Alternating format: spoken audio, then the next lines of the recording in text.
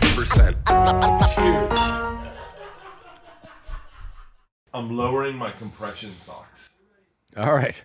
Welcome to another episode of Two Bears, One Cave as Bert removes his compression socks. I'm an old man now, Tom. Yeah. I keep saying I'm a snowman in March.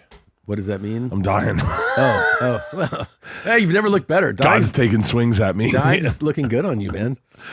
Death looks good on me. Yeah. I was on stage last night in Ottawa. Ottawa? And I was like, my life is unrecognizable from 3 months ago. I had 2 dogs 3 months ago. My kids were in LA. I had no blood clots. I had a bus. I had all the shit going on. And then this woman just goes, "What about your rosacea?" I was like, "Thanks, lady." Thanks, lady. Well, we should like discuss it because God knows you're going to talk about it incessantly. I haven't talked about it yet. I know, but this is the But best. I don't really do a podcast as much anymore. Well, this is the best thing. It's the best life to live. Don't do it too much. I got to be honest with you. Cutting back was my stand-up's better. Ticket sales are better. I think people were like, I just want to see you on stage. Enough. No, but let's talk about it for real because I wake up like many people did, open my phone, and I can't even believe the image that you post that your tour bus burned to a crisp. Yeah. So what happened? Like what actually happened? So we were fucking Fargo. Yeah, that's how most people say it too. Fucking Fargo. Fucking Fargo. That's what people say. Fargo gets me every time. Last time we slid off into an embankment On the bus? and the bus got stuck. And So then this is everyone a was making real- jokes about it. You're back to Fargo. What's going to happen this time? And this is what happened. We get done the show in Fargo. We're heading to Cedar Rapids. And we had a blowout. It was crazy. I live streamed it. It's on my Instagram. But we had a blowout. And the tire ripped off the wheel well. As you're driving. As we're driving, it rips off, rolls next to the bus, lands next to the bus, like 5 feet from the actual rim. The rim is bare. And we're like in the middle, we're an hour outside Fargo, in the middle of a field. There's a huge snowstorm. Roads are icy. Trucks are flying down the road. And I get out with live stream. I sit for 2 hours, have a cigar. And How many people are with you on the bus at this point? so we have traveled with 3 buses. Yeah. So I have one bus that's crew, another bus that's crew, and then our bus is me, Ian Fidance, Pat Berger, my trainer Alex, and Kyle, my assistant, And the driver. and the driver Dewey. And so Dewey blowout. Dewey handles it perfectly, pulls it over. We sit for 2 hours, and they're like, "All right, what are we gonna do? We can't get a guy out here. They're gonna come out tomorrow morning to switch the tires." And I'm like, "I'm gonna stay with the bus. My bed's there, everything's there." And they're like, "We may not be able to get a tire in time to get you to Cedar Rapids. So why don't you get into a bunk and we'll drive you to Cedar Rapids?" And I'm like, "No." And they're like, "It's the best bet. Like that way we know we can be there for the show. We don't know when the bus will get here. And I all my stuff's on the bus. So I don't want to leave the bus, but I'm like, we've been waiting for 2 hours. We don't know when the tires come and we're like, all right, fuck And it." when you say when you say stuff, like what are we talking about? My hats. Your hats. You have a lot of hats. I have everything. I had just done, we were watching Anchorman 2, and there's a scene in Anchorman 2. They're like, "Ron, you're making fondue on our bus, and you have all these bowling balls. What do you have all this stuff for?" And he goes, "Oh, I got it on cruise control." And then they show everything flying around their bus. I had done a video that day of all the loose stuff next to my bed. I have a hatchet. I have knives. I have a trophy. I have 2 trophies. What is with all the knives? by the way? I have no idea. I collect knives on the road. I just get buy knives on the road. And so I have accumulated so much stuff. I have 9 gallons worth of cigars, 3 new boxes, all my clothes. I have everything. I live in this bus. All my medications, everything. So I pack a bag. I grab my bedding. I pack a bag as quick as I can just to do the show in Cedar Rapids. We get on our buses. We get in bunks. We pull into Cedar Rapids. That morning they wake me up and they're like, I don't think women should ever deliver bad news. Yeah. They don't have the heart for it. Right. You know, I think that all women could take a class in just one of those guys from the 50s that would deliver bad news to families who lost a kid in the war, where he just walk up and he goes, "I got bad news. Yeah. Your son's dead." You know, Marcy, my door manager, goes, "Okay. we're all fine. And I was like, what's going on? Yeah. She was like, it's Dewey's okay. And I was like, wait, what the fuck's happening? And she was like, we're going to get through this. And I go, what the fuck, I literally lose. I go, what the fuck, Marcy? And then Kyle goes, the bus caught on fire. And I went, wait, what? And he goes, yeah. And then they say to me, Marcy says, a little smoke damage and a little water damage, but it should be fine. It looks good. It looks really good. And Kyle pulls up this picture. And I go, Marcy? She goes, I haven't seen that picture yet. And I'm like, so no one was on the bus. what? No, Dewey was. When it started. That morning, he was on the bus waiting for the tire. Mm-hmm. And he heard a pop. I mean, these are all allegedly only because I'm sure there's an insurance claim. And I'm just telling you what Dewey told me, what I've heard through the grapevine. He heard a pop, and within 15 seconds, the entire front cabin was filled with smoke. And within 30 seconds, it was all aflame. It was completely on fire. An electrical fire started. We're guessing electrical fire started in the ceiling. Within 30 seconds, the entire bus was on flames. Dewey got out. He got out. He didn't have time to grab anything. He literally got out, and the bus was on fire in 30 seconds. And we would have all been asleep in it, and no one would have been able to get out. Without a doubt, no one would have gotten out because we all sleep in the back of the bus. The front of the bus caught on fire. There's no getting out. There's an escape. I couldn't have got. There's no windows in the back. The little window in the back is too small for me to get out. The escape latch, which I never knew I had, was above my bed. It's cool to not know that. You know what I kept thinking? You'd think I would have learned, Tom. Yeah. I got on a bus last night, and we're driving across a bridge from Ottawa to Toronto. Yeah. And it was like windy, and it was snowing, and I was like, I should look for the escape hatches in this bus. Just God forbid we fall into the water off this bridge, because that was the crazy thing. Is like the whole week it was crazy winds. So you get out to North Dakota, and there's crazy winds. So it's like God's giving you a DUI. Yeah. So the bus is getting pushed and pushed. But then the big thing is everyone just wrote, "This is AI." Yeah. And I was like, yeah, that's what I use AI for. Not to get pictures of my wife and turn her into a fucking whore. Yeah, yeah. You use it for this. I have the best AI pictures of Leanne. I'm sure. Well, yeah, I think I've seen a few. But it's crazy. You know, there's no comparison. I was telling you, the death thing hits. I've had so many close calls with death. I mean, I have the blood clot in the leg that traveled to my lungs that we caught, in the nick of time. I'm on blood thinners.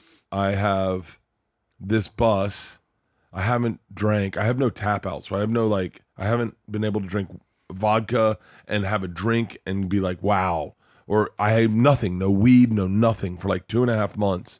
So, but it's like, I have a hard time processing the almost died part of it. I think it's easier to process losing your home. Your hats. Yeah. My hats. I had so many hats. So many hats. I had so many great hats. I had leather pants on there. When I processed this photo, I kept thinking like, man, if you had died, that would have been my machine story, Can I tell you? Like I would have been touring for years. Be like, when I was 46, my best friend died in a bus fire.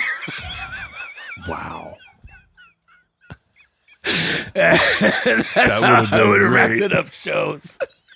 When I was 46 years old, my best friend died in a bus fire. People would be like, here we go. Oh, shit. Yeah. I got to be honest with you. Burning to death's not the way I want to go. No. But I want to go out. I wouldn't mind going out with that bus. I love that bus. So are you, in a weird way, though, are you kind of excited to get a new bus? No. Can I tell you what Leanne said? What? And by the way, she's welcome. She's here. She can defend herself. Yeah. I said to her, like that day, the bus is still smoldering. Yeah. And I said, by the way, if you see the video of the person who drove by the bus, did you see that? I don't think so. Were they like, you can't park here? Or No, something? no, one of those. But they're driving by, and they had just seen my show. I don't know where you'll find it. They're just driving by my show, and they just come from my show. They spent the night, and they're driving by, and it shows you how bad the fire was. There was no getting out of this bus. I mean, it was, Tom, it was, I have it. I'll send it to you. Kyle has it. I'm sure Kyle has it. Kyle will send it to you. But So the bus is smoldering. I say to Leanne, what the fuck are we going to do about this tour? I still have 2 months left. I have 2 months left until we go into production for the show. And then I'm on tour until 2027 is when I shoot my special. So I have like a lot of tour dates left. And I said to Leanne, are we going to buy another bus or build another bus?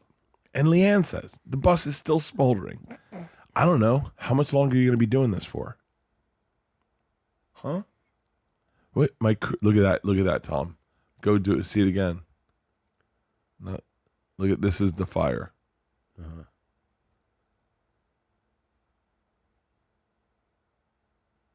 Jesus. Yeah, They could have slowed down a little bit. Yeah, I know. And by the way, they knew it was me. They did. And they're like, he's dead. That's crazy. They had been to my show. They had been to my show. Yeah. And they knew it was me. Dude, you get so much. That's such a serious photo. I know. You get so much press when you almost die. Yeah. I mean, it's crazy. Like like People Magazine reached out. Like TMZ got it right away. They got it. This is the second time they thought I was dead. Welcome to the end, everybody. It's a storytelling show. Me and my comedian friends, we're all telling true and really terrible stories. Into a toddler's face. Wild. Sometime. Regretful. Every STD. Horrible. I'm gonna fuck you up. And amazing stories. We just got started. I'm gonna stop the terrorists. You're in trouble, mister. Comedy, huh? It's gonna be a good night. It's gonna kill us all. I'm about to be fucked. You should be in jail. Hey man, are you okay? I actually do well. You don't fucking talk to me, okay? I'm a disciple of the Lord. None of this was fun. How did I get here? How did this happen? That's a good question.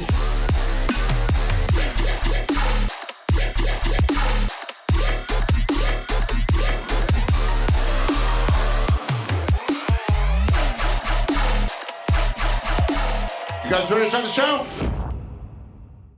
When you bring a child into the world, your perspective changes literally overnight. All of a sudden, you're thinking years ahead about childcare and school and the milestones you can't wait to see. And for me, part of loving my family meant thinking about their future, even in uncomfortable ways. Like, what if I wasn't in it? Life insurance is not a fun topic, but it's one you need to think about. And I'm so glad I found out about Ethos. No one wants to think about the possibility of them not being here, but that possibility is a pretty big probability. And the probability that your children are going to still be around is almost 100%. You want it to be 100%. There is no complicated process. This Ethos is 100% online. No medical exam required. You just answer a few health questions. You can get a quote in seconds, apply in minutes, and get same-day coverage. You can get up to $3 million in coverage. Some policies as low as $30 a month, billed monthly. Ethos has a 4.8 out of 5 stars on Trustpilot with over 3,000 reviews. Protect your family with life insurance from Ethos right now. Right now, go to ethos.com/bears. In as little as 10 minutes, you can get your free quote and up to $3 million in coverage at ethos.com/bears. That's ethos.com/bears. ethos.com/bears. Application times and rates may vary. Dudes, you already know what time it is. It's time to level up. And Blue Chew just dropped something crazy. Blue Chew Gold is the newest innovation from the #1 chewable ED brand. This isn't your grandpa's little blue pill. This is the 4-in-1 performance pill that's setting the gold standard. We're talking 2 ingredients for blood flow to keep that thing pumping, mixed with apomorphine and oxytocin to turn up the arousal and connection in your brain and body. Blue Chew Gold dissolves under your tongue and works in as little as 15 minutes. That means you can get it on quicker and stay in the game longer. Forget Netflix and chill. It's time to Netflix and fill her up. And you choose what to do that with. I think this is an incredible product, and it does make you feel like you're ready to go, and you are. Make life easier by getting harder. Discover your options at BlueChew.com. We've got a special deal for our listeners. Get 10% off your first month of Blue Chew Gold with the code BEARS. That's promo code BEARS. Visit BlueChew.com for more details and important safety information. And we thank Blue Chew for sponsoring the podcast. First time was a heart attack, and I played it. I milked it. Really? Yeah, I didn't let anyone reply to their calls. Did you do it as much as you did on Club Shay Shay? Because that's still the funniest thing I've ever seen What was of that? you. What? When he goes, So he looks at his notes. He's like, you lost everything, and then you got it back, and you went, yeah. And you didn't correct him at all. I was like, I fucking was in tears. And you're like, wait, what's he talking about? And you're like, The look on my face, the actual look You on look my scared. face. You look scared. Gillis texted it to me, and he goes, "The actual look on your face is hysterical." And I hadn't so seen funny. it. It's I remembered so it. I funny. remember it happening, and I remember Joe came up to me and was like, "He goes, can I ask you a question?" I go, "Yeah." And he goes, "Eddie Bravo called me the other day. I was taking a shit, and he goes, There it is. You look so scared. Wait, we have to set this up so that people know. He goes, so Joe, I see Joe. This is the night before I'm doing Joe's. I see Joe, and he comes up right up to me. You know when Joe has like something. Yeah. He goes, "Hey, I gotta ask you a question." He goes, "Eddie Bravo called me the other day. I'm taking a shit." And he goes, "Did Bert Kreischer lose everything and then get it all back?" And I go, "Absolutely fucking not." And he goes, "Well, he was on Club Shay Shay and he said he lost it all and got it back." And I go, "By the way, I did the interview. I said so much more wild shit than that. Yeah. That's the last thing I think of." And I went, "Oh yeah." And Joe goes, So "That funny. is so you Yes, it to is. not want confrontation and to want the guy's story to be good." So I just went, "Yeah." But I don't remember it. And then I know because I know you. When I saw the clip, I see him just say this, and I see you go like, what do I correct him? And you just go like, because he's like, he clearly just got bad information and was just like, you lost it all. And instead of being like, what are you talking about? You're just like, yeah. Here, play this clip. Look at Bert's face. And he goes, "Did Bert Kreischer lose everything and then get it back?" I go, "What?" And he goes, "He was on Shannon Sharp's show, and Shannon says to Bert, You lost it all. Lost it. Built back up. and he goes, "It seemed like it wasn't true." I go, "It's not true." Did Bert go along with it? He goes, "Yeah." I go, "What?" Did you believe you could build it back up? You're like, how After did I you lose lost it? it What all? did I do wrong? Where did I go wrong? And if I ever get back in this situation again, I promise you it won't happen again. I wish I was that insightful. He just answered. I was like, that. Were you married? You lost everything you were So married. I've never been good with I that. just, I did you literally not was say- like, what story do I have adjacent to this? Yeah. Because I have, everyone's got their like hero story they tell. I could see but your I was wheels like, turning. I was like, what? Because I was like, Leanne and I, when we had Georgia, we were broke, but everyone's been broke. I Yeah. didn't lose it all. Like I spent No. money, but and then I was like, and then when I got fired from Travel Channel, I still had money, but that's a good hero. And I was like, I think I told a mixture of both. That That's is so funny, dude. That is, if any.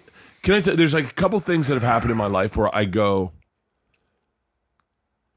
where I realize you're not supposed to like me.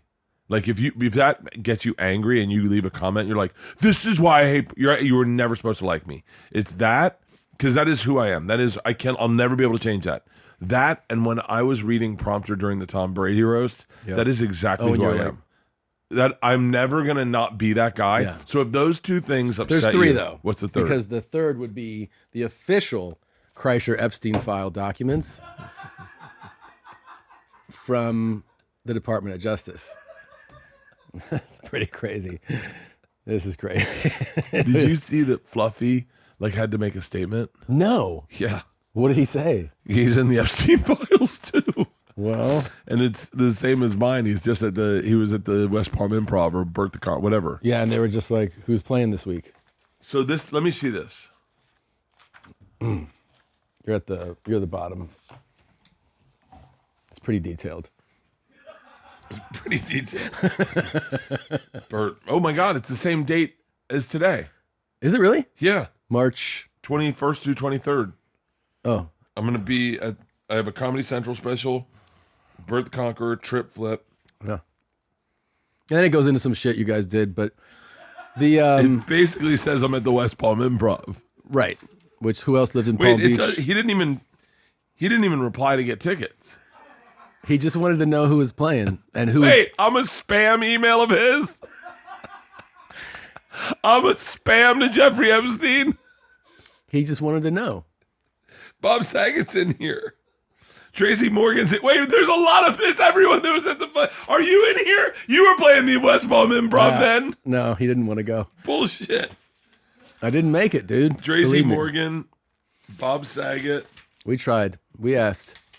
Wait, Tom's got to be in here. It's not. Believe me, you can search the. Drew Carey, Stop throwing other people under the bus. Let's talk about you. Bruce Kurz, new booking event. These are comedy classes. These are all from the Improv. What did you and him do for real? This is your chance to come clean. I never met Jeffrey Epstein. You see that guy that they're like, Epstein's alive? Yeah, and he's making money off of it. Yeah, he came out, he was like, I'm just a guy. I look like him, I guess. How fucking horrible. But he did the right thing, which is like, don't get upset about it. He just kind of leaned in and was like, no, I just have a... He's making money off of it. How's he making money off of it? He's doing like parties and like... Oh, really? The OnlyFans guy died. What? The guy who started OnlyFans and Died? owned OnlyFans, he just died today.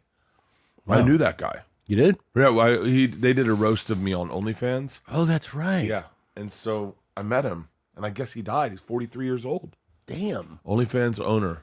That's young, dude. I know. 43. Does it say why he died? I mean, at 43, it's got to be something. You know, it's got to be. Yeah. Oh, cancer. Yeah. Oh, for real? That's what it said. What did you think it was? Was that like suicide or drugs? Oh, well, yes, the other stuff. 43 cancer. That doesn't seem fair. What would you rather, cancer? I've been thinking about this a lot lately because my two near-death experiences. One was with Leanne, right, where I was, and we were in the hospital room, and I got bad news. We had to find out how bad it was, and I was like, "Fuck, this is real." And the other one would have been instant. I just would have died, and not say goodbye to anyone. Yeah. So which one do you think you'd want? I think you probably would want to say goodbye, right? Well, like Push had cancer. Mm-hmm. How was that? Like, was that fun? Yeah, it was a great time. Yeah. No. But did you do stuff like go for a walk in the park? Yeah, but the thing is, when like this guy, they said long battle. He probably had I'm assuming here, like a terminal diagnosis. Yeah. You know? So hers was different in that you had one procedure, revealed it was more, had another procedure, then you kind of confirm that it's no longer there. It's not spreading in your system. It's more like a wake up, sobering moment in life. Yeah. But it wasn't a terminal diagnosis. Does it change her entirely? Does she drink white wine anymore? Yeah, sometimes, but she definitely had a huge change in perspective. Really? For sure. Yes. So, I mean, I've had two near-death experiences, and we've lost both our dogs. My perspective has not changed entirely. Yeah, but at all. Well, I'm wondering if I should throw a party the day I can start drinking. I'm wondering. What's the day you're allowed to start drinking? July 11th. Why is it that day? 6 months. I got to be on these blood thinners for 6 months, and then you're good to go. And then I think. If they keep me on blood thinners, I will simply drink on blood thinners. Yeah. I mean, I don't know. Are you still on the jab, the Manjaro? Yeah. I'm on. Dude, everything's changed. I was. If you look at my life, does Manjaro change your shits? I forgot. Yeah. How so? Oh, they're like this. My asshole just. Really? That's not good. Oh, they're wild, and then every single time. Every single time, and I don't feel like I have any shit left in me. And if I just sit there, I keep shitting. You know those people. I think I told you this joke. I wrote this after Manjaro. You know those people that can sit down at a piano and just start playing. You can just do that with shitting. With toilets. Really? I sit on a toilet and I just start playing. I can sit on a toilet and start shitting. I sit on a toilet and it just happens. Just naturally. at any time. If I sit on a toilet right now, I'll start shitting. So you're just ready to go at all times. That's hilarious. Yeah. Oh, Jesus Christ. Jack Osborne texted me, and he's one of my bus. But the crazy is all the people that reached out. That when to find out, like Chris DiStefano, for as much as a silly you do, he's a ball buster. He's the sweetest guy. He is the sweetest guy. He really is. He's the first person to text me when my TV show came out, and he was the first person to text me when my bus burned down. Really? Yeah. He was like. He was like, "Hey man, I just saw your bus. I know how much you love that thing or whatever." But DiStefano was the sweetest. Tim Dillon. Yeah. What did he say? It looks like downtown Austin. Mark, Something Can Stop the Machine. That's pretty good. Mark's got a new special out on Netflix. None Too Pleased. Ryan Sickler. There's a lot of people. I can't. What did Joe List say?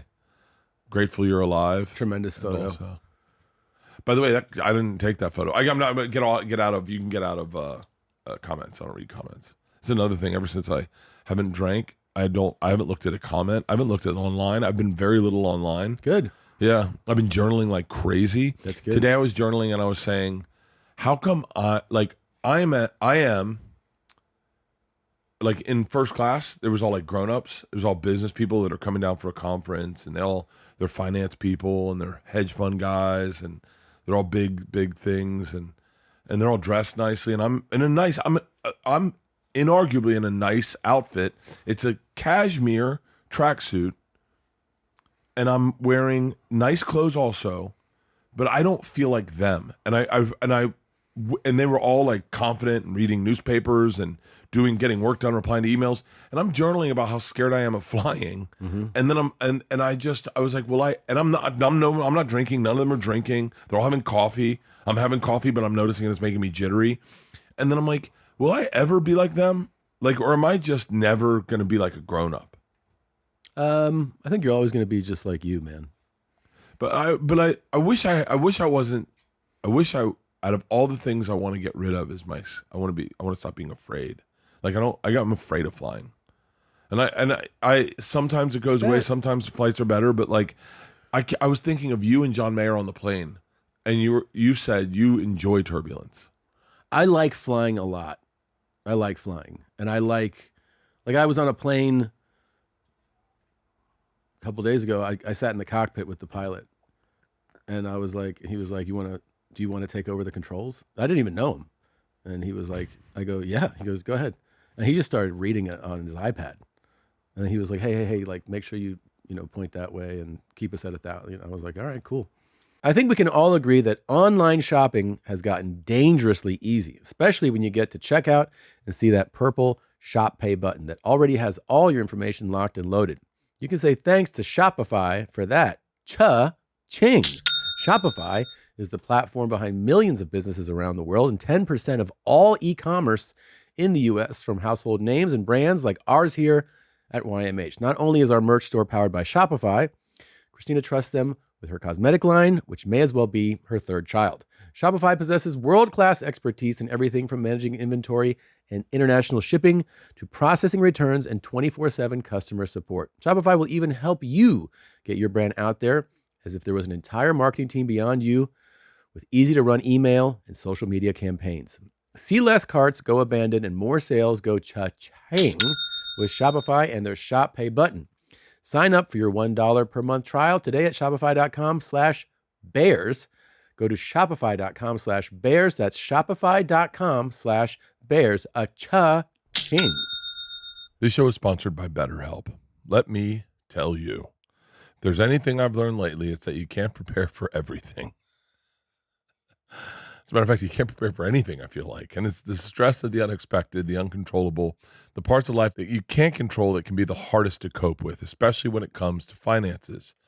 What seems like a money problem can turn into a mood, sleep, or relationship problem faster than you think.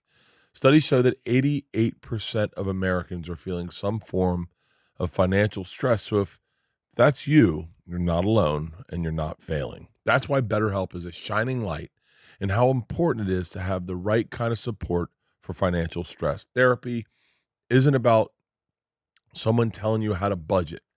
It's about having a place to unpack the anxiety and the pressures that come with trying to take care of yourself, plus all the people you love. When it comes to life can feel overwhelming, and therapy can help. Sign up and get 10% off at betterhelp.com/bears. That's betterhelp.com/bears. But I like it. I don't say I like turbulence, but I kind of laugh through some turbulence. I've been in really, really, really bad turbulence that is kind of alarming. Yeah, kind of scary. Yeah.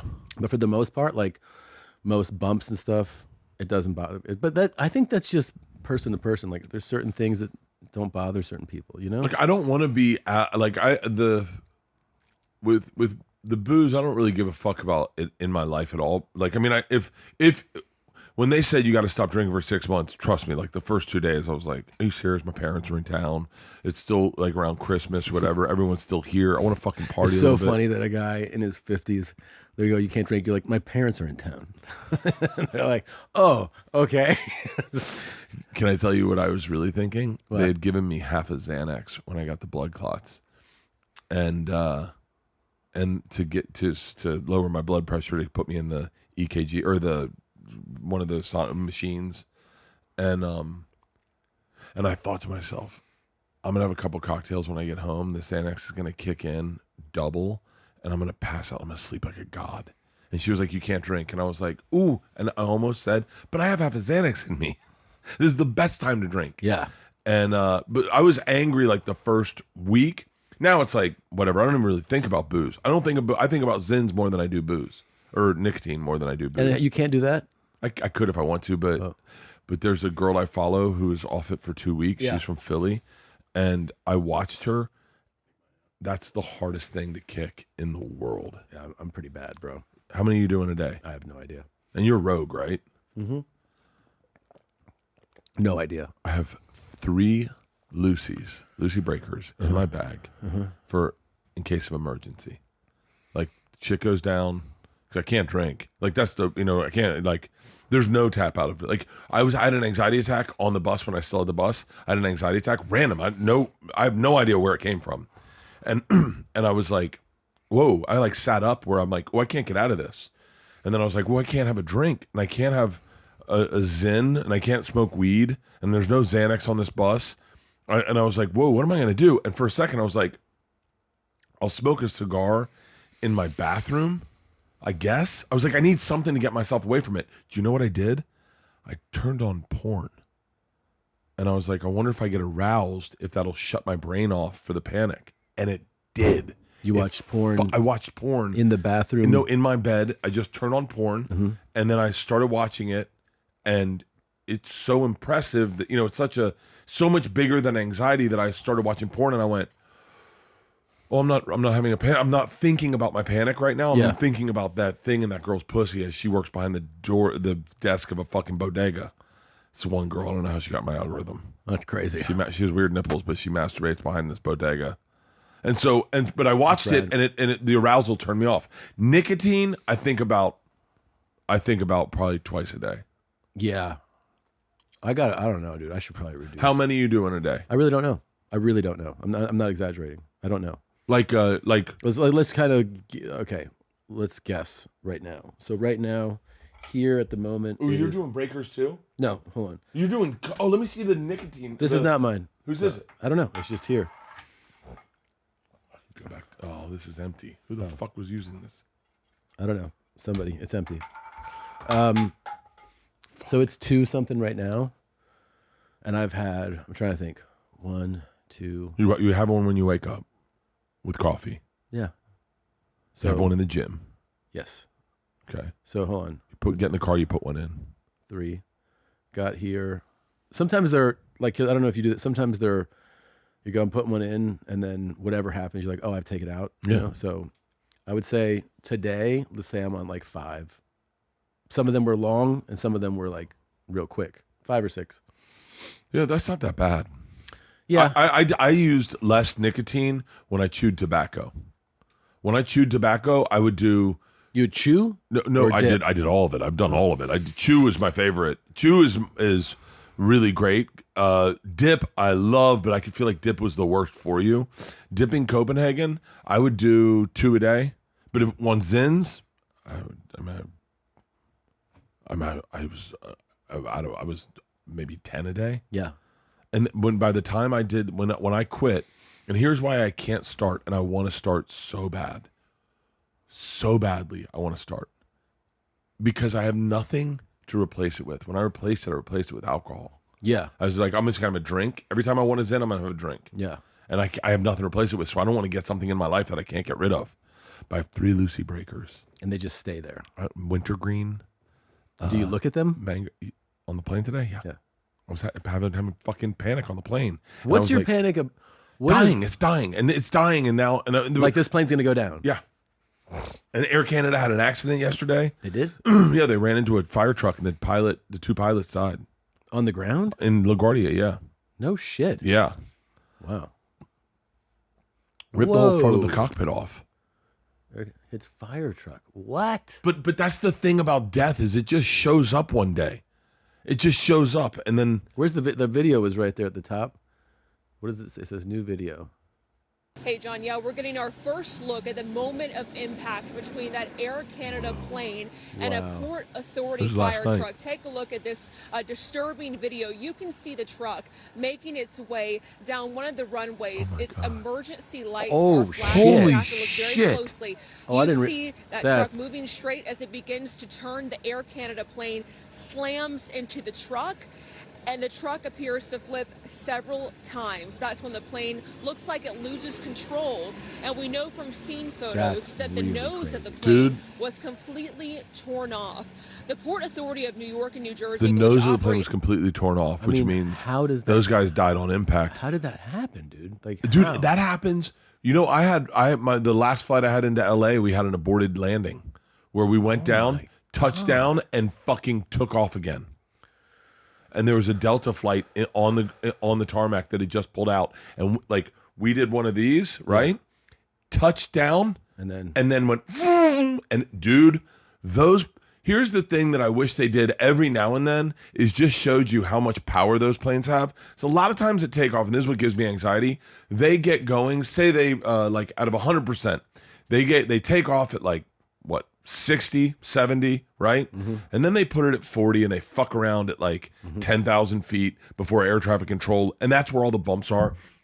That's where all the bumps are. And that's where all the shit's going on. Mm-hmm. And that's where I'm having panic. Flying out of Teterboro sucks dick. You sit there forever because there's so much air traffic.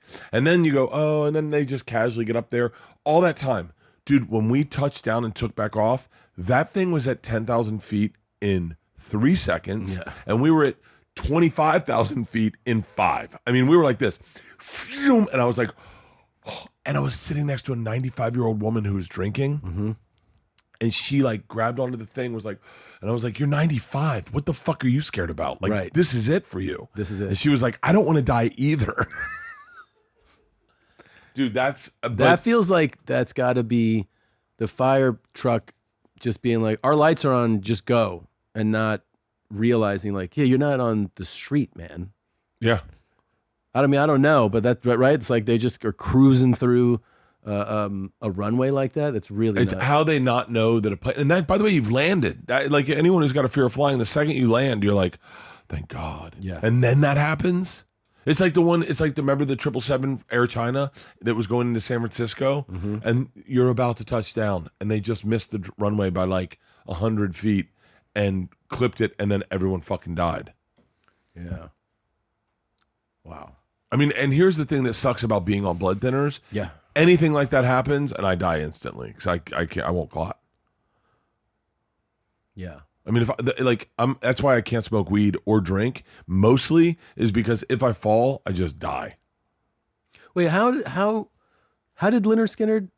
What was that? Was that a bus or a plane? It was a plane, and I got the fucking real story. The real story? Yeah, the folklore story is so good. What's the folklore story? Folklore story. They're about they get this jet and they're flying over Mississippi or Alabama, and it's bad weather and everyone's freaking out. And Ronnie Van Zant stands up with a bottle of Jack Daniels, barefoot, no shirt on, with a vest and his hat on, and he goes. They go, well, listen, we're making an emergency land, and everyone's freaking out. And the weather, there's lightning everywhere. Ronnie Van Zant stands up with a bottle of fucking Jack Daniels, goes, boys, if it's your time to go, it's your time to go. Fucking bring her down. And he doesn't get seatbelted in, and he dies. Everyone else survives. That's not what happened. He was asleep on the plane. Oh, I know. I talked to his brother about it. You did? Yeah. And then it got really real. Is he the only one who died? I think a couple guys broke their back. I think everyone lived. I think Ronnie Van Zant died. But what's the other one? Buddy Holly, right? That's a plane crash. Buddy Holly, Merle Haggard was supposed to be on that flight, and the Big Bopper had a flu, and he was like, "Let me fly on the plane so that I can get in a hotel room and get better." And Merle Haggard? I think it was Merle Haggard was like, I'll just ride on the bus. The bus's AC was out, or heat was out, so it was freezing in the bus. So Merle Haggard got on the bus. he got on the plane. Dude, life, those little things like that, like if we hadn't had the blowout, I would have definitely been asleep on that bus and I would have burned to fucking death. But like those little things like that are crazy. Aaliyah. Too much luggage. Yes. She was like, that's like, yeah. I don't know. Apparently, too, they were like telling them this is too much, and they're like, go. Yeah. Take off. That's the arrogance of fame. Yeah. Of just it might going not like, have even been her. It might have been like it's the crew, you know. I the almost guys. guarantee you it wasn't Aaliyah. Yeah. It's what happens for me on the road. Handlers. Is handlers go, hey, don't make eye contact with Bert. Yeah. And then I'm like, who told you that? And they're like, that's what they said. Don't talk to them. And you're like, I never said that. Yeah. And then they're like, but they said. And you're like, Jesus Christ. The older you get, the more the idea of learning a new language can feel out of reach. Whether it's about a lack of time or mental energy, Babbel's built to cater to your specific learning style and schedule. I love it because this app really makes it feel like you're going to learn this. The way they drill it, the way they make you spell words, it's another level in my opinion. Their courses are curated by over 200 language experts to teach you relevant words and phrases you'll actually use by practicing real-life conversations. It's more than just lessons. Babbel offers a large collection of podcasts that offer an inside look at local cultures. No matter if you learn best by listening, speaking, reading, or writing, Babbel adapts to keep you motivated and on track with personalized plans and feedback. Make real, lasting progress in no time with Babbel, the science-backed language learning app that actually works.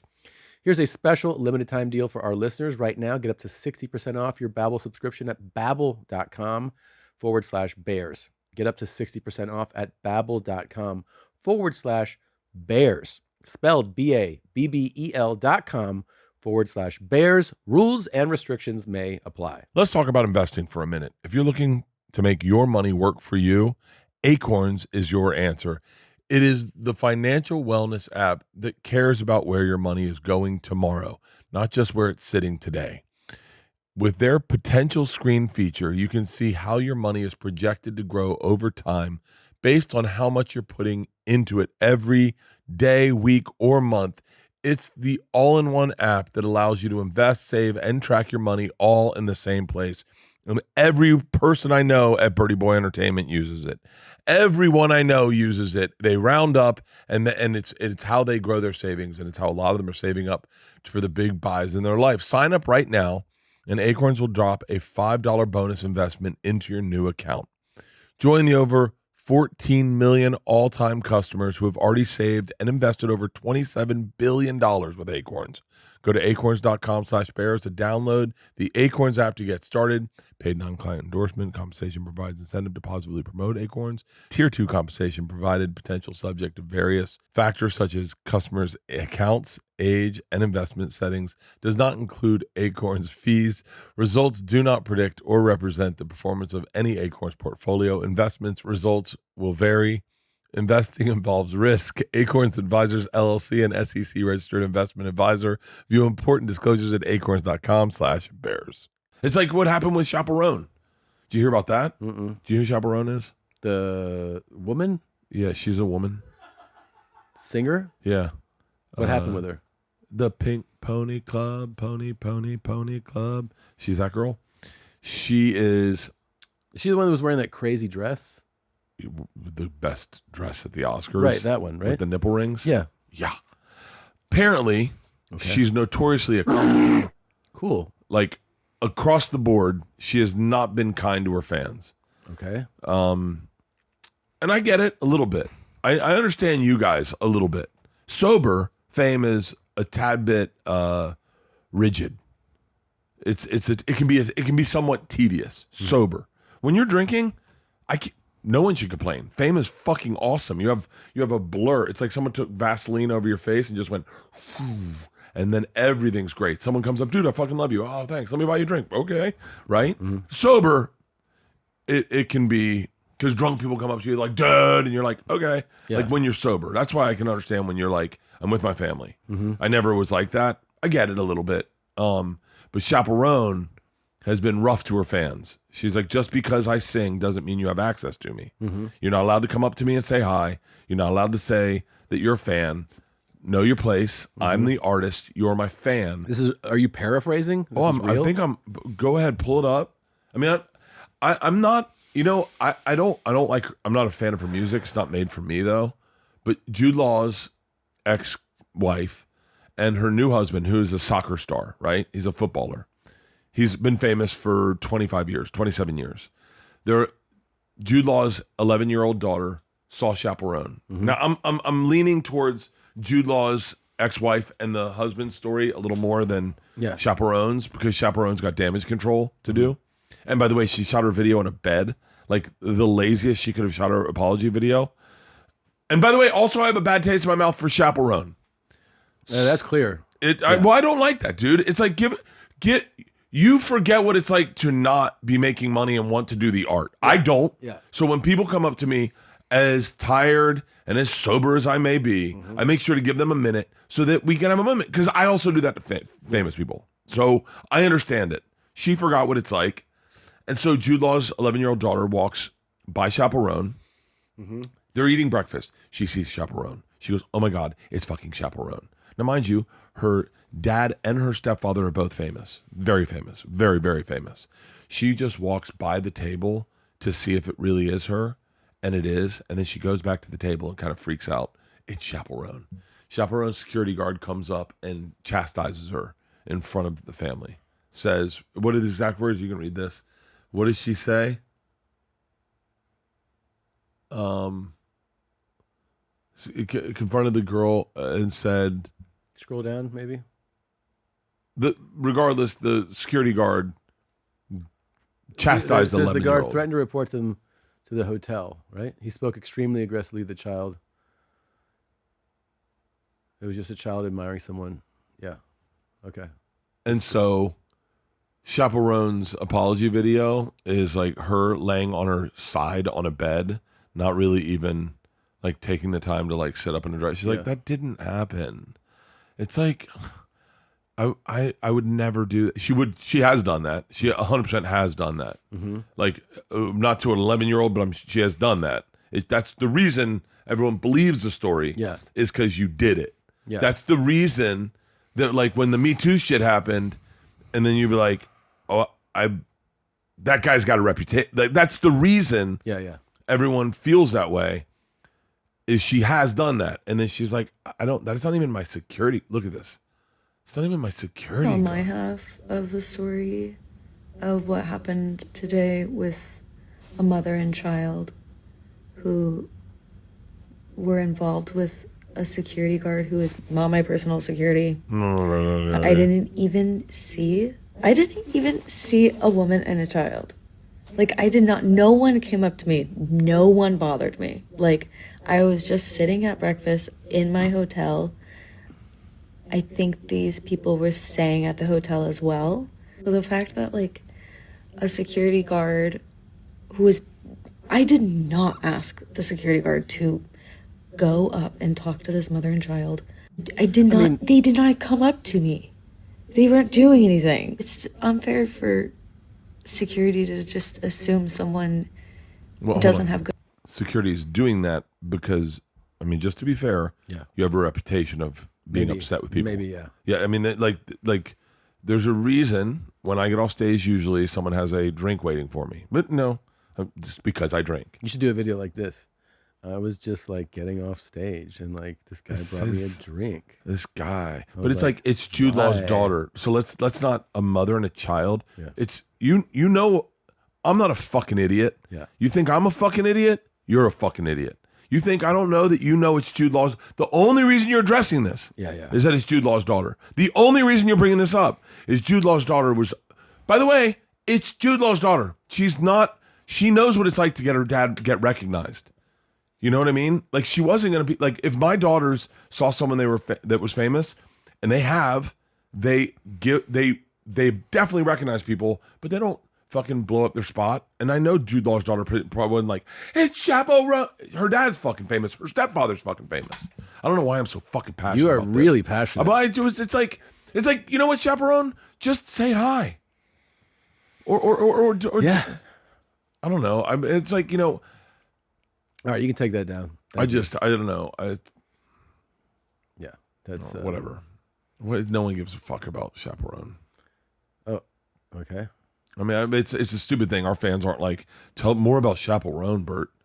I mean, where's she from? Here? Chapel Hill. Yeah. Yeah. American singer. Okay. She's from Missouri. Really? Huh. That was a slave state. That's on her. Yeah. That's definitely on her. They chose that too. Yeah. They chose that. That's on kind her. of fucking pushed the whole. That's why we have Maine, is because of Missouri. That's why we have Maine? Yeah. Maine wasn't a thing. And they chose slaves, and then we had to go like, well, we want one without slaves. So we're like, Massachusetts, can you like break off the top and give us, we'll call it Maine. And that's how we have Maine. That sounds like a Bert story, but kind of. You're right. It may be. I don't know. Okay. I don't know. Can I tell you another thing that I'm really upset about? What? And listen, I don't want to get into beef with John Bernthal. Oh boy. I'll drop it. Never mind. You're gonna get in beef with him now? I would say he started it. With you? No, not with my people. With your people? Yeah. When you're talking about people, you're talking about whites or no, what? No. Nappers. He went after nappers. And a lot of people are going after nappers right now. Don't take naps? People that don't take naps are coming after people that take naps. He's just like naps are for... Pull up John Bernthal napping. And it's like, it's the way he taught. Look at this. Oh, wow. Look at this. I don't take naps. I don't you take naps. I don't take naps, man. I don't take naps. I just don't have time for naps, man. Fuck, that's for the fucking birds, man. I just ain't doing that shit. Dude, this motherfucker takes naps. I don't trust people that take naps, dude. I just found that out. He doesn't take naps, dude. He's a grown-ass man. No, you don't fuck. Dude, yeah, it's like, dude, like, the whole world's moving while you're napping, bro. It's fucking, I can't fuck with a nap. I can't. Oh. Well, he just doesn't like naps. And he doesn't fuck with people that take naps. Yeah. So he doesn't fuck with me. That's what I heard. I don't fuck with Bert. He takes naps. Let me tell you who else takes naps. You ready for this? John Bernthal, LeBron James. Napper. Usain Bolt. Naps. Roger Federer. Big napper. The greatest athletes in the world nap. I like how you're like, greatest athletes in the world and me. And me. And by the way, I treat my body just like LeBron James. Yeah. I do all the recovery. I'm sleeping roughly 12 hours a day right now. It's amazing. I sleep so good. This. And I nap every day. I fucking nap. I don't understand. I shut it down at like 5 o'clock every day for 1 hour. I go to my bunk. Now I go to my bunk. I would go to my bed in the bus and I shut it down for 1 hour. And I perform that night spectacularly. Yeah. And I achieve big things, but I nap. And let me tell you something. Pull up napping. Pull up Usain Bolt woke up from a nap. Before he set the world record, he had been napping 30 minutes before. But can I ask you this? What? Are you sleeping 10 to 12 hours a night at night? I sleep about 10 hours a night. And then you still have a nap? And I have an hour nap every day. Look at this. Bolt famously napped before his 100-meter Olympic gold medal. He napped. Yeah. He napped. He considers sleep the most vital part of his training regimen. John Bernthal is, by the way, very talented actor. Love everything he does. I think John Bernthal's awesome. Yeah. Except for this nap bullshit. Yeah. He's not living to his optimization. Right. In my opinion, because napping is great for you. Winston Churchill naps. Dude, fucking, have you ever been to the countries where napping, the siesta in Spain, is the fucking dopest shit alive? Well, you go to a country that shuts down. Yeah. The country. You know what he just said? I don't like Spanish people. That's what I heard. That's what you heard. I don't like Spanish people. I don't like Mexicans. Siesta. Anyone who speaks Spanish, I don't like. Well, Salvador Dali, Picasso, Spaniards napped. Winston Churchill, John F. Kennedy, Bill Clinton napped. Leonardo da Vinci, Thomas Edison, Albert Einstein napped. Roger Federer, LeBron James napped. These are all fucking great people. Yeah. And they all napped. And I'm a napper. And I cherish my naps. I love when I don't have a nap, I get fucked up. I like a nap resets everything for me. And I nap so good, Tom. Yeah. I can fall asleep in a nap within 5 minutes. Today I won't nap. I won't nap. By the way, John, sometimes I choose not to nap. Right. Sometimes I don't nap. Today you probably won't nap. I won't nap today. But I fell asleep on the plane. How was that? Well, my alarm woke me up to get up to move for my blood clots. By the way, napping got me into this. That's how you got into nap? I fell asleep on a plane and I fucking woke up with blood clots. So how often do you have to move? Every 45 minutes I have an alarm set on my phone. And you stand up? I have to stand up, go to the bathroom, I do 20 squats. Wow. In the bathroom. I do roughly 100 to 120 squats every flight. But do you nap at all? It's not like a... On the road? on the road? Because look, you got the boys here. You're busy. You own the Chicho Bomba. I think on the road, I still think it's not a daily regimen thing as much as it's like case by like certain days you go, yeah, I do take like rest, right? Like sometimes I don't actually fall asleep, but I'm like, I'm cooked right now. I just want to go lay down. I think you've been to the Latin American countries where they institute a nap. Like, it's not a debate.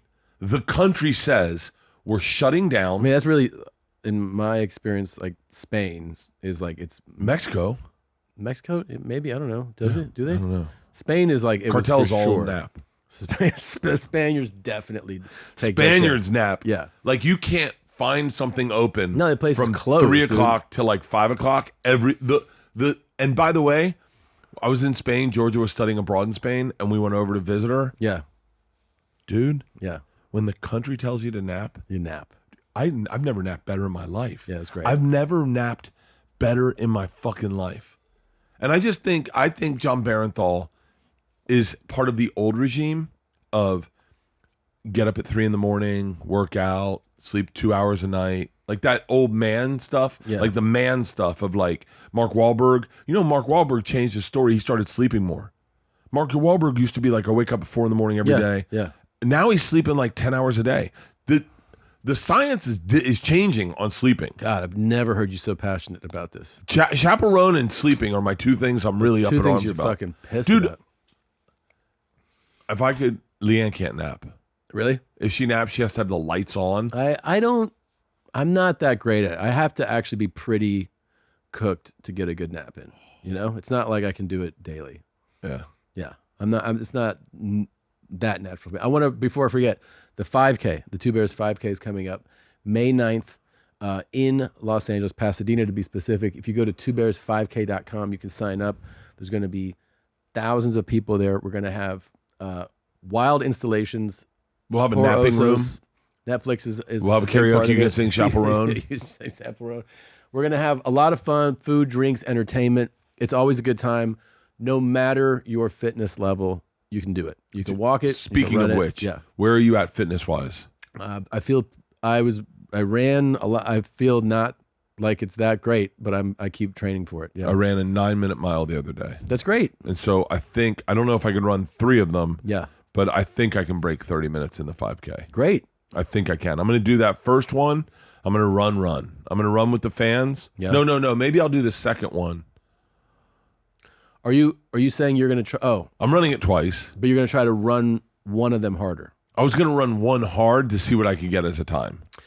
It'll probably be the first one. What am I talking about? Run the second one. Yeah. No. What am I fucking idiot? So will you, when you do that, will you try to just like figure out the pace, or will you go, I'm just going to run hard until I gas out? Like, how will you figure that out? No. So what I do is I only know this because I did this outside the other day. Yeah. I ran 3 miles outside. I start slow and then just build. So that last mile will be sub 10. The first mile will probably be around 10:30. The middle mile will be 10, and then the last mile will be like 9 minutes a mile. Oh, so you start a little bit. You got to start a little slow. Okay. And then build. I don't go like if you go sub 10 for the whole thing, you're gonna fucking kill yourself. What I do is I go for that. I did that on the half marathon. I did the last 6 miles sub 10 and got a much better time. But like the last 6 miles I did sub 10. 6 fucking miles sub 10. So start not at your best. No, start and feel good. And you have so much energy and like, when you start those, you have so much like anxious energy. Yeah, that you really start running faster than you think. Well, when that thing starts, by the way, for me, I feel like I'm running scared. Like I feel my heart taking off, like that nervous to start that thing. So nervous. Yeah, I get scared running it. Do you think we'll get Shaq to run it? Because I'm doing a show with Shaq that it's already sold out, but that week, me and Shaq are doing a show. Do you think you can get him to do it? Huh. Run it? Oh, maybe not run. He just takes 5 steps. He's done. That's true. Do you want to tell him that? Yeah. Come take 5 steps. I almost just shit my pants. Really? Yeah. Do you smell it? Not yet. Am I supposed to get off this Manjaro stuff? I don't know. How long you been on it? I don't know. Since November. What do you weigh now? I have no idea. I stopped weighing myself. I just measure myself. How are the measurements? Smaller than I've ever been. Really? Yeah, smaller than I've ever been. Not as strong as I've ever been. Yeah. But pretty strong still. Like, what's your waist down to? Just 40 inches. But no, but like I wear a size 36. Yeah. But 40 actual inches. Right. But you weren't a 36 6 months ago. No. What kind of pants were you wearing then? I was bigger, much bigger. How big? You're not there anymore. Who cares? I was in the 40s. That's a wide range. None of my belts fit. They can't. None of my belts fit. I have one belt. Luckily all my clothes burned, so I need new clothes. None of my jeans fit. Wait, so where are we with the bus? Are you getting another bus? No. I have 5 buses that they offered me that I can rent for 2 months. And then if I want, I can buy a bus. But no one's going to make the bus I made. I understand. And so you won't pre-order? You won't order another bus? Make another bus? It took too long to make. And how long are you going to do this for? Can you believe she said that to me? I mean, it's a reasonable point, I guess. How much longer are you going to do this for? I don't know. Do you think you'll go back out on tour? Yeah. Not now. Like when? I have nothing. I know. I'm getting on stage tomorrow for the first time. For real? Yeah. What are you talking about? I don't know. Chat GPT? I don't know. My boys. You get on stage tomorrow for the first time? Mm-hmm. At the mothership? Yeah. I got to go to fucking San Francisco. I would love to stick around. It won't be good, but you got to break the ice, right? Dude, How do you start over when it's time to start over? So there's one story I know. There's always one story I know. This is going to be a great story. I got to figure out how to tell this as a new story. Yeah. And so I just got to start working on it. What I love doing is not doing like crowd work that you see online where people yell shit at you, but really talking to the audience. Yeah. And that bottom of the barrel thing is really That's what I'm doing. Oh, so great. Yeah. That is the best show. I wish they had one in LA. I do it every single night. Yeah. I went to Joe's Club when I first started with material, and I just went up, and then I had some stuff left over. There's always a couple leftovers. I have one left over that I was like my starter to get me into places. Yeah. And then, but that right now I'm at the place where I have too much. I have like an hour 45, and I'm starting to tell which ones are weak. Yeah. Like I had this great story about me and you when we went to that strip club, and then, but it's a weak story. It's not that great, but it killed because you're in it. I had a bunch with you. I always have stuff with you. I had this great fucking one with you. That was. Are you doing an hour 45 every night? Yeah, about. Oh my God. I know. I gotta stop. Yeah, you got to. I do at least an hour 30, but that's also with the machine. Yeah, I have a theory about this though. I do too, and I think that a crowd would rather see 50 minutes. I think if you can do tight 60, like it's tight. A tight 60? It's always better than a 90-minute show for the headliner. I have a new bit that is so good. Do you know when the best bits are where you something happens and you don't know if you're going to be allowed to talk about it on stage? Does this have to do with numbers? Yes. Okay. I was like, what is this, dude? It is. You're going to have to tell me this. So good. We can do it. It is so good. And you just figured it out. I went up. Well, it happened. I texted well, now you. this is a bad story for a podcast. Be like, here's the thing. We're not going to really tell you. We can't fucking don't do that on a podcast. I can't. Well, that's the thing I've learned is that people don't like, if you do a bit here, they don't like it on a special. But guys, that's how it works sometimes. That's a crazy thing. When people go, crazy, I heard you talk about it. Like, no shit. That's where it came from. I had 2 great stories about Nate Diaz texting me and that boy at NASCAR that was, can I take a picture with you? Yeah. 2 great stories I told on a podcast that murder on stage. Yeah. And every fucking time I see one dude in the front row go, I know this. I know this. Yeah. You're like, I know, bro. And I'm always like, dude, I'm doing an hour 45. Yeah. It's still fucking murders. Yeah. Yeah, I have one bit that Leanne just said to me, are you doing that? And I was like, I am. And she was like, I knew it. And then that bit is murdering.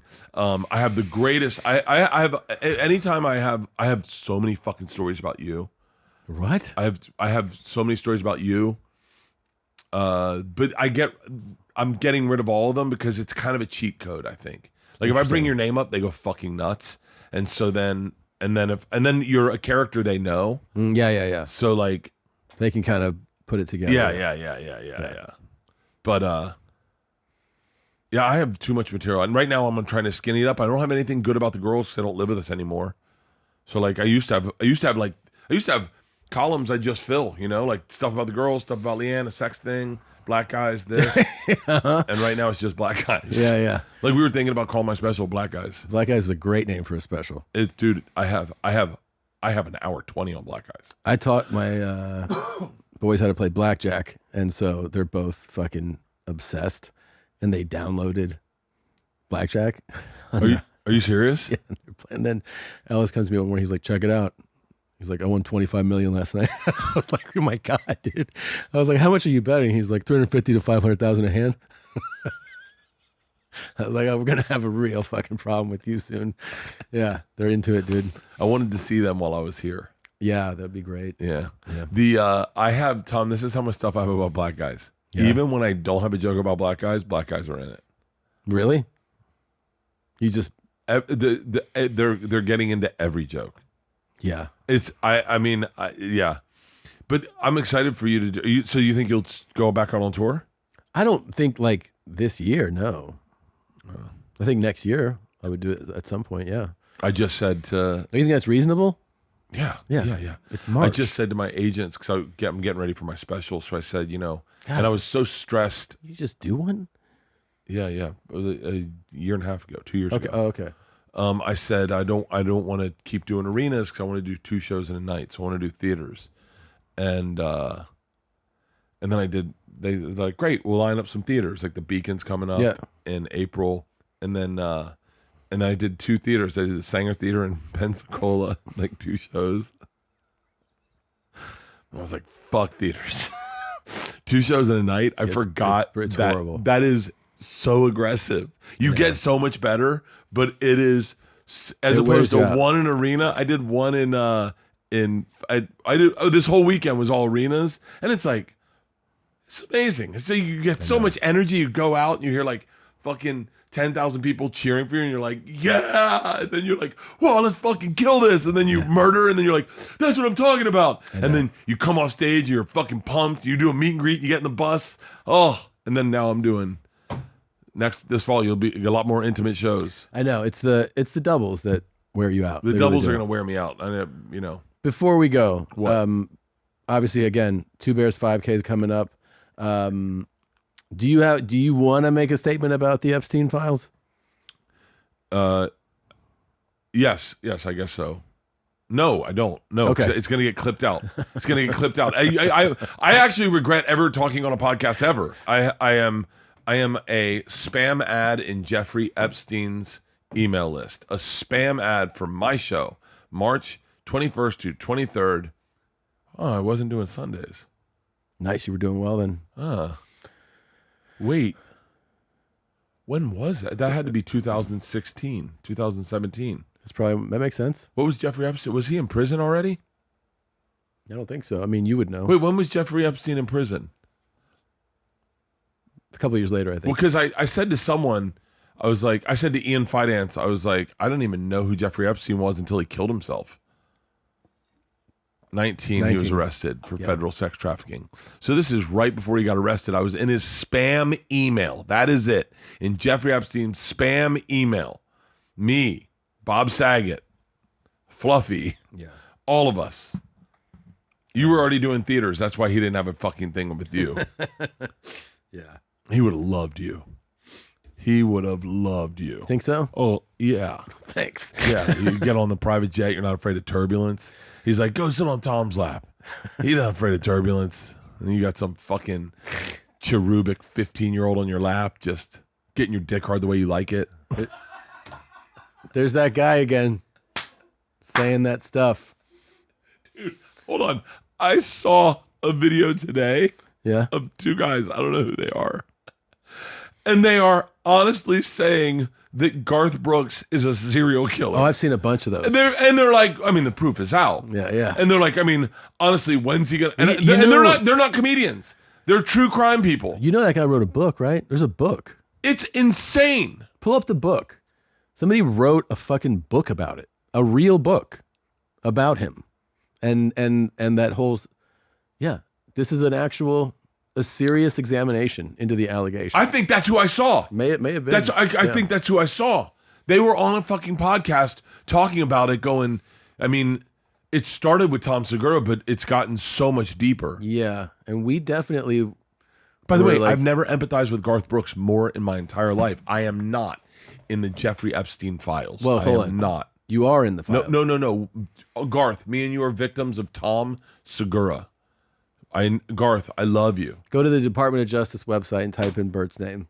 Type in Tom's name. I'm sure he's in there somehow. I'm not.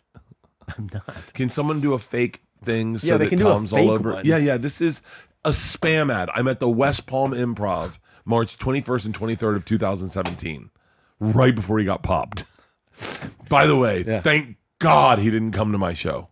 That would have been fucking something. Because you would have been like... I would have gotten a shirtless picture with Jeffrey Epstein. Bert, this guy's super rich. And he lives here in Palm Beach. You'd have been like, hey, let's go to your house. 1,000%. He'd be like, you want a massage? You'd be like, fuck yeah, I love massages. Thank God. 1,000%. Bob Saget was the week before me. Oh my God. He went to that one. Oh, you dodged the bullet. Fluffy made like a legit statement at SoFi. A legit statement, I think. About this? He was like, Jeffrey Epstein was trying to get into one of Fluffy's shows, but they were sold out. And then he was like, what about Thursday? And they're like, sold out. And then they're like, what about Friday? And it's like, sold out. It's Fluffy. He fucking sells out every show he ever does. Yeah. He sold out. Him and Joe Coy did SoFi.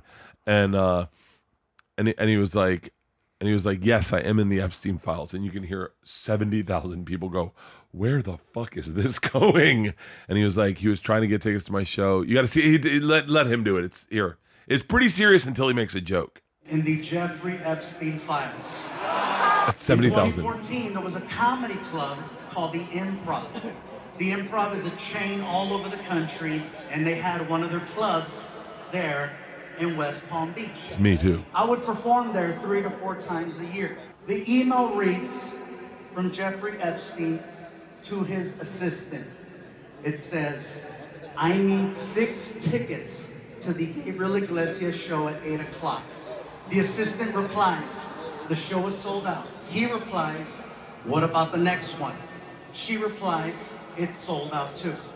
That's it, okay? That is it. That is it, that is it, that is it, that is it, that is it. Yeah. Because I know you guys got nervous. You're like, I thought Fluffy only touched donuts. There's a joke to this, by the way. I just think it's crazy that Jeffrey Epstein, one of the most diabolical human beings to ever walk the face of the earth, had the ability to connect with politicians, with influencers, with celebrities. He put people in very compromising positions. He got people on planes. He put people on islands. He was involved in trafficking. He was able to accomplish all these evil, crazy things. But at the end of the day, he still couldn't get tickets to see my... Can I tell you my one takeaway from that? Yeah. Is I'm gonna you know I love Fluffy. Yeah. But every time a Latino guy pronounces their name correctly, it makes me want to start going Bert Kreischer. You definitely should. Kreischer. That'd be good for you. He goes Gabriel Iglesias. Gabriel Iglesias. The way he says it, Yeah. it comes from out of nowhere. Like Yeah. he's like I'm Fluffy. I'm talking like this. I'm talking like this. Yeah. And then he goes Gabriel. He's remembering how his Iglesias. mom said it. Yeah. Yeah. And I'm gonna go Bert Kreischer. Bert Kreischer. Yeah. Ein papers, please. Kreischer. The way Goebbels would have said it. Yeah. All right. Oh, well, I got a secret for you. Oh boy. Is it about Nazis? Okay. Well, thanks for watching and listening. It's great to have you in town, buddy. Yes, we are two bears. My name is Bert Kreischer. And I am This is Tom Segura. We will see you next time. Bert and Tom, Tom and Bert, One goes topless while the other wears a shirt. Tom tells stories and Bert's the machine. There's not a chance in hell that they'll keep it clean. Here's what we call 2 bears, 1 cave.